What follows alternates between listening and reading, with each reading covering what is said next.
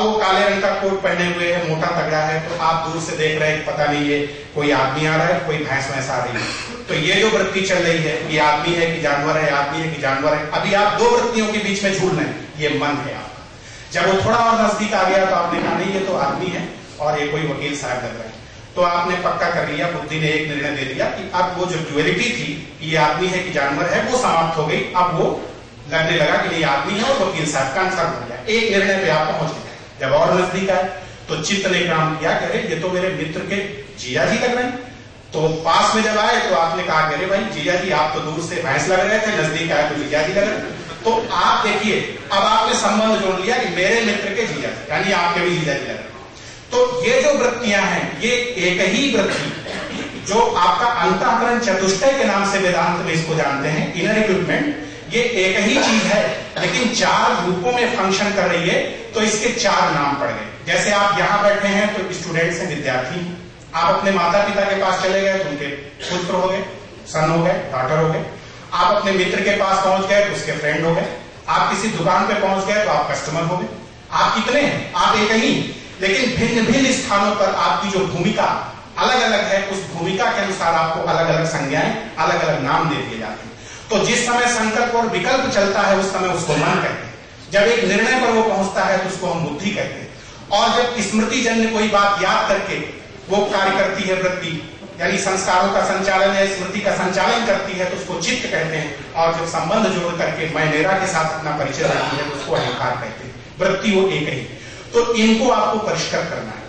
तो जैसे मैंने बताया कि मन में तो आपके ये सारे सद्गुण होने चाहिए और एकाग्रता होनी चाहिए, शांति होनी चाहिए, शुद्धता होनी चाहिए, वो समझ शक्ति होनी चाहिए। चित्त में आपकी स्मृति, आपकी मेधा, आपकी धी, आपकी प्रज्ञा, ये बहुत समर्थ होनी चाहिए। और आपका जो अहंकार है उसमें विनम्रता और श्रद्धा होनी चाहिए। और आत्मा तो सच्चित स्वरूप है ही, वो तो सच्चिदानंद स्वरूप ही है, सारे गुणों की खान है, सारे गुणों का स्रोत वहीं से निकला हुआ है। तो इन सारे सद्गुणों को अपनी इन फैकल्टीज में डेवलप करने का हमारा प्रयास होना चाहिए। तो इस प्रकार से हम अपने व्यक्तित्व को आगे बढ़ा सकते हैं। अब आइए कि व्यक्तित्व विकास के लिए कुछ बहुत आवश्यक है। सबसे पहली बात स्वामी जी ने कही है आत्मविश्वास। आत्मविश्वास के बिना कोई भी व्यक्ति अपने जीवन में किसी भी कार्य में सफलता प्राप्त नहीं कर सकता। स्वामी जी कहते हैं कि जो ईश्वर में विश्वास नहीं करता उसे पुराने धर्मों में कहा जाता था कि वो नास्तिक है। Old religion said he is an atheist who does not believe in religion, in God. जो ईश्वर में विश्वास नहीं करता वो नास्तिक है, ऐसा पुराने धर्मों में कहा जाता था, प्राचीन धर्मों में कहा जाता था। लेकिन आज वेदांत कहता है कि who does not have faith in oneself, जो अपने में विश्वास नहीं करता वो नास्तिक है। और इसको स्वामी जी ने इतना एम्फसाइज किया है कि faith, faith, faith in ourselves, faith, faith in God। आप ध्यान दीजिए, जब faith अपने में विश्वास की बात कर रहे हैं तो स्वामी जी ने faith शब्द को 3 बार बोला, और जब गॉड में विश्वास की बात कर रहे हैं तो स्वामी जी ने faith शब्द को 2 बार बोला। इसका मतलब अपने आप में विश्वास भगवान में विश्वास करने की अपेक्षा ज्यादा महत्वपूर्ण है। और आगे वो बोलते हैं You may have faith in all the 330 millions of your mythological gods and in all the gods which foreigners have now and again introduced into your midst. But still, if you do not have faith in yourself, there is no salvation for you. They have faith in yourself. Stand upon that very faith. That is what we need today. आप अपने 33 करोड़ पौराणिक देवताओं में विश्वास रख सकते हो, उन समस्त देवी देवताओं में विश्वास रख सकते हो जिनका विदेशी लोगों ने आपके मध्य में परिचय कराया। लेकिन अगर आपका अपने में विश्वास नहीं है तो आपका उद्धार नहीं हो सकता। इसलिए अपने में विश्वास रखो और उसी विश्वास पर खड़े हो, यही वो है जिसकी आज हमें आवश्यकता है। लेकिन प्रश्न उठता है कि आत्मविश्वास आएगा कैसे? देखिए, एक चीज मैं यहाँ बहुत ही सूक्ष्म संकेत करना चाहता हूँ। आप अपनी भुजाओं में विश्वास रखते हैं, आप बहुत बड़े पहलवान हैं, वो आत्मविश्वास नहीं है, वो आपको अपनी दैहिक क्षमता में विश्वास है। आप बहुत बौद्धिक हैं तो आप बुद्धि में आपका विश्वास है, आप चरित्रवान है तो चरित्र में आपका विश्वास है। आत्मविश्वास का मतलब जो आपकी अनंत शक्तिशाली चैतन्य आत्मशक्ति है उसमें आपका विश्वास होना चाहिए। जहां से शरीर को शक्ति मिलती है, जहां से मन को शक्ति मिलती है, जहां से बुद्धि को शक्ति मिलती है, जहां से चरित्र को शक्ति मिलती है, जहां से सारे मानवीय आध्यात्मिक और नैतिक मूल्य पैदा हुए हैं, उस अनंत आत्मशक्ति में विश्वास का नाम ही आत्मविश्वास है। और ये भी आएगा तप के द्वारा, साधना के द्वारा, कर्म के द्वारा, पुरुषार्थ के द्वारा। उदाहरण हम देते हैं एक व्यवहारिक जीवन का। मान लो आप में से 4 लोग यमुना नदी के किनारे खड़े हुए और किसी ने आकर के आपको चुनौती दिया कि आप में से किसी में इतनी हिम्मत है कि यमुना नदी को आप पार कर जाओ और उधर से इधर आ जाओ, इधर से उधर चले जाओ। तो कभी आपने नहर में भी कदम नहीं रखा और बड़े जोश में आकर के आपने कहा ठीक है मैं कर देता हूं, और आप कूद गए। 10 कदम पे ही जाके आप डूब गए, आपकी जीवन लीला समाप्त हो गई। तात्पर्य है कि आपके पास उस चीज का कोई कौशल नहीं था, कोई अनुभव नहीं था, उसके लिए आपने कभी अभ्यास नहीं किया, इसलिए आपकी ये दुर्दशा हो गई। लेकिन अगर कोई व्यक्ति ऐसा है जो कुशल तैराक है, जिसने 10 बार यमुना नदी को पार किया है, इधर से उधर गया है, उधर से इधर आया है, उसके सामने अगर ये प्रस्ताव रखा जाए तो उसके लिए बहुत छोटी सी बात है। तो आत्मविश्वास भी तभी आएगा, क्योंकि आत्मा तो निष्क्रिय है, वो तो निरंजन है, अद्वैत वन विदाउट सेकंड है। उसके द्वारा जो कुछ भी हो रहा है वो इन इंद्रियों के माध्यम से, शरीर के माध्यम से, मन के माध्यम से, बुद्धि के माध्यम से, स्मृति के माध्यम से ही हो रहा है। तो जब तक आप उस कार्य में पूरी तरीके से निष्णात नहीं होते, उसमें आप खूब तपस्या साधना करके उसमें पारंगत और सिद्ध नहीं होते, तब तक आत्मविश्वास आपके जीवन में नहीं आ सकता। पुस्तकें पढ़ने से आत्मविश्वास की जागृति नहीं होगी, पुस्तक से प्रेरणा मिल सकती है आपको, और उस प्रेरणा के अनुसार अगर आप अपने जीवन में आगे बढ़ें तभी आपको आत्मविश्वास की प्राप्ति होगी। जैसे जैसे आप सफलता की तरफ बढ़ेंगे वैसे वैसे आपको आत्मविश्वास की प्राप्ति होती जाएगी। तो ये बहुत महत्वपूर्ण चीज है। आपको एक और व्यवहारिक उदाहरण दें, हमारे आपके बीच में बैठे हुए इन विद्यार्थियों में से हो सकता है किसी का मन आगे चल के बदल जाए कि हमें आर्मी अफसर बनना है। वहां पे आप देखो आर्मी अफसरों में एनएसजी कमांडो तैयार किए जाते हैं, हमारा आप जैसा व्यक्ति ही होता है वो, लेकिन उस व्यक्ति के अंदर से इतनी शक्ति, इतनी दृढ़ता, एक आर्मी कमांडो, मेरी बातचीत हुई है उन लोगों से, उन्होंने बताया कि एक एनएसजी कमांडो 35 जवानों के बराबर होता है। आर्मी के 35 सोल्जर्स मिलकर एक एनएसजी कमांडो का कुछ नहीं बिगाड़ सकते। और अब आप सोचो कि आर्मी का एक जवान आप में से कितने के बराबर होता है? कम से कम 4-5 को तो नहीं पार सकता है। तो आर्मी के 5 जवान एनएसजी कमांडो, 35 जवान एक एनएसजी कमांडो, और आप में से तो 35 मल्टीप्लाइड बाई 5, तो एक एनएसजी कमांडो 100 लोगों पे भारी पड़ेगा। ये सामर्थ्य कहां थी? ये सामर्थ्य उसके अंदर थी। ऐसा शिक्षण प्रशिक्षण दिया गया, ऐसा अनुशासन दिया गया, ऐसी तपस्या कराई गई कि ये उनके अंदर से इतनी फौलादी शक्ति निकल करके आई। इसी को स्वामी जी कहते हैं कि आपके अंदर अनंत शक्ति है, लेकिन वो सोई हुई पड़ी। जैसे हम पानी का स्रोत ढूंढते हैं, तो पानी ऐसा नहीं कि हम बाहर से ला करके जमीन में डालते हैं, पानी तो जमीन के अंदर पहले से, लेकिन जिस मिट्टी ने उस पानी को ढक रखा है, खुदाई करके हम उस मिट्टी को बाहर करते हैं। तो मिट्टी पाने के लिए तो हमने खुदाई नहीं की थी, मिट्टी तो व्यर्थ का आवरण था जो उस पानी को ढके हुई थी, और उस मिट्टी को हटा करके अंत में हमको जल स्रोत मिलता है। तो ऐसे ही आपके जीवन में जो दुर्बलताएं हैं, जो दोष हैं, जो मल हैं, जो विक्षेप हैं, जो विकार हैं, जो बाधाएं हैं, जो अंतराय हैं, जो प्रतिबंध हैं, उन सबको मिटाने के लिए हमें साधना करनी पड़ती है। और जब वो सब मिट जाते हैं तब हमारे जीवन में जो अनंत शक्ति का स्रोत आत्मा है वो देदीप्यमान होकर के प्रकट होता है, और तब हमें कहीं से भी कोई दुर्बलता महसूस नहीं होती और हम कुछ भी करने में समर्थ होते हैं। तो इस प्रकार से आप अपने आप में विश्वास रखना सीखें, ये स्वामी जी की पहली सीख है। और इसके बाद स्वामी जी कहते हैं कि इच्छा शक्ति का विकास। कहते हैं मानवीय इच्छा शक्ति सर्वशक्तिमान है, कुछ भी कर सकती है, प्रकृति के सारे रहस्यों का भेदन कर सकती है। तो इस इच्छा शक्ति के विकास के लिए जितना आप एकाग्रता की साधना करेंगे उतना इच्छा शक्ति आपकी विकसित होगी। समस्त ज्ञान को पाने की कुंजी स्वामी जी एकाग्रता को बताते हैं, एकाग्रता और संयम। लेकिन यहाँ पे एक सावधानी स्वामी जी बताते हैं कि बहुत से लोग अपने मन को एकाग्र करने में तो बड़े निपुण होते हैं, लेकिन उन विषयों में से अगर उनसे कहा जाए कि आप अपने मन को जरा बाहर निकाल लीजिए थोड़ी देर के लिए, उससे अलग हट जाइए, तो वो हट नहीं पाते। तो पावर ऑफ कंसंट्रेशन यानी attaching your mind to the subject and at the same time detaching your mind from the subject, दोनों चीजें आपके जीवन में एक साथ होनी चाहिए, अन्यथा आपका बंधन होगा। कि आप अटैच तो कर सकते हैं, कंसंट्रेट तो कर सकते हैं, सेंट्रलाइज तो कर सकते हैं, लेकिन वहां से अपने को डिटैच नहीं कर सकते। तो कंसंट्रेशन की पावर और डिटैचमेंट की पावर, इन दोनों को एक साथ आपको अपने जीवन में विकसित करना पड़ेगा, तब आप एक अनासक्त व्यक्ति होंगे, अनअटैच्ड होंगे, किसी भी चीज के बंधन में, उसकी दास्ता में, उसकी गुलामी में आप नहीं बनेंगे। तो इच्छा शक्ति का विकास। और तीसरी बात स्वामी जी कहते हैं कि आत्मनिर्भरता। आप अधिक से अधिक चीजों में आप अपनी सेवा अपने आप करने का प्रयास करें, आत्मनिर्भर बनने का प्रयास करें, क्योंकि जितना अधिक आप दूसरों पर निर्भर हैं उतना ही आप पर अधीन। मान लो आप एक बाइक चला लेते हैं, गाड़ी चला लेते हैं 4 पहिए की, तो ड्राइवर के बराबर आप हो गए, ड्राइवर की जरूरत आपको नहीं। आप कंप्यूटर में अपना टाइप कर लेते हैं तो टाइपिस्ट की जरूरत नहीं। आप अपने कपड़े खुद धुल लेते हैं, खुद प्रेस कर लेते हैं, तो धोबी की जरूरत नहीं। आप अपना खाना खुद बना लेते हैं, तो कुक की जरूरत नहीं। इस तरीके से जितनी कलाओं में आप दक्ष हैं, उतने लोगों के बराबर आप हैं, उतने आप कुशल हैं। तो अधिक से अधिक काम जो आप जानते हैं कि जिंदगी में हमको इन कामों के लिए निश्चित रूप से जरूरत पड़ेगी और अनिवार्य है ये कार्य, उनमें स्वामी जी कहते हैं कि आप अपने को आत्मनिर्भर बनाने का प्रयास करिए।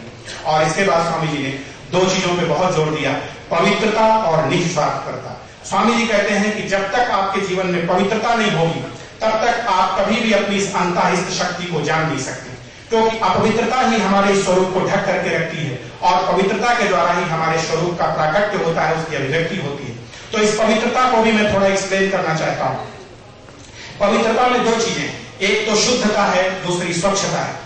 जैसे आपका वस्त्र धोबी के घर से धुल करके आया और बिल्कुल साफ सुथरा है, वो शुद्ध स्वच्छ तो है लेकिन वो शुद्ध नहीं, क्योंकि वहां पर न जाने किस तरह के पानी में उसने धुला है, कैसे उसने कितने लोगों के वस्त्र, उसी में रोगियों के भी वस्त्र थे, उन्हीं वस्त्रों के साथ उनको मिला के रखा हुआ, तो वो स्वच्छ है लेकिन वो शुद्ध नहीं।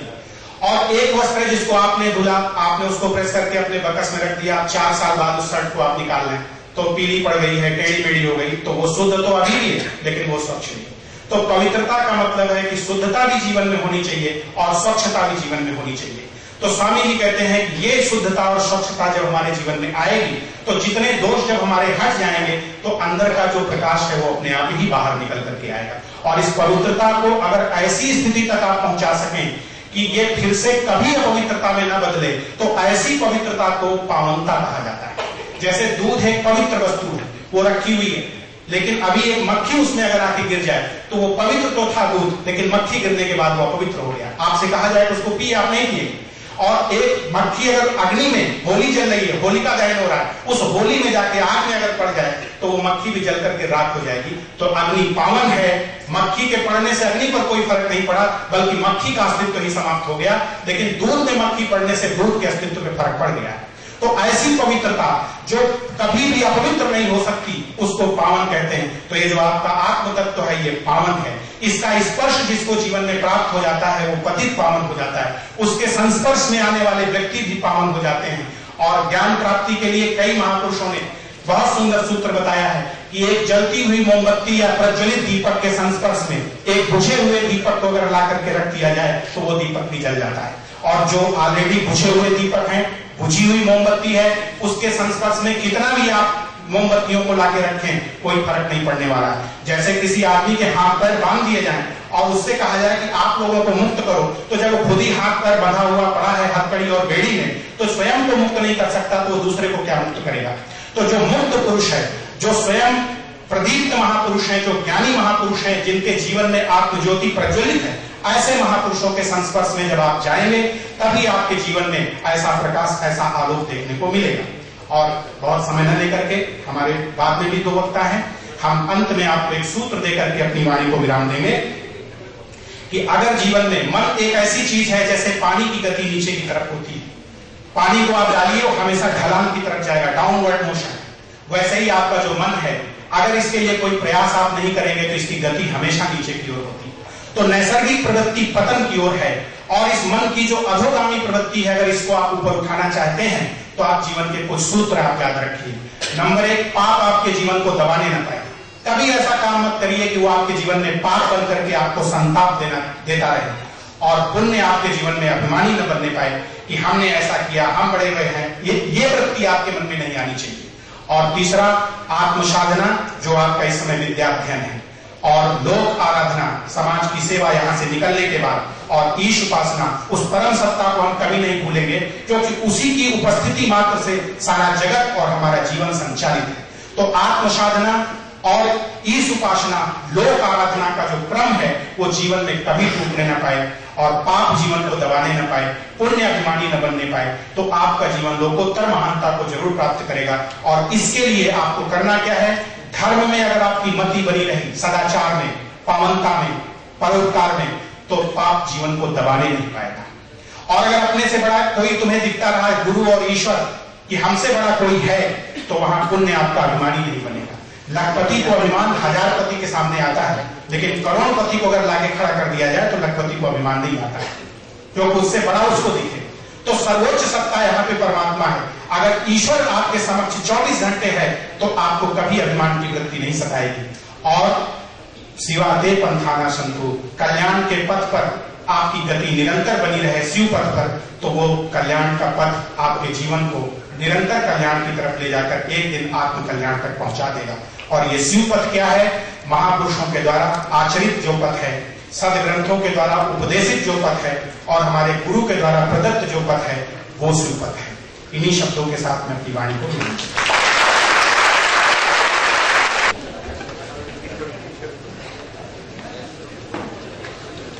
Thank you, sir. Your words truly inspired us. Swami Suvyakta Narasimha Das ji is a mechanical engineer from Bangalore University and passed out with 5th rank in the state. Although his work experience involves 3 years in an MNC as design engineer in Bangalore, his desire to work for humanity inspired him to join the full-time missionary in Hare Krishna movement, Bangalore. And now, he has been serving the movement for last 12 years. Apart from being the Vice President of Hare Krishna movement, he is also a member of Governing Body Committee, the highest spiritual body for the movement. I now request Sir to please come up and appraise us with his inspiring words. Om Jnana-timirandasya Jnana-janashalakaya Chakshurunmilitam Yena Tasmai Shri Gurave Namaha Nama Om Vishnupadaya Krishna Preshthaya Bhutale Shrimate Bhaktivedanta Swami Nitinamine Namaste Saraswate Deve Gauravani Pracharine Nirvishesha Shunyavadi Paschatya Deshatarine Jai Shri Krishna Chaitanya Prabhu Nityananda Shri Advaita Gadadhara Shiva Sadi Gauravatavanda Hare Krishna Krishna Krishna Hare Hare Hare Rama Rama Rama Hare Hare. Respected Swamijis, distinguished speakers, director, faculty members, and all of our young friends who are present here today.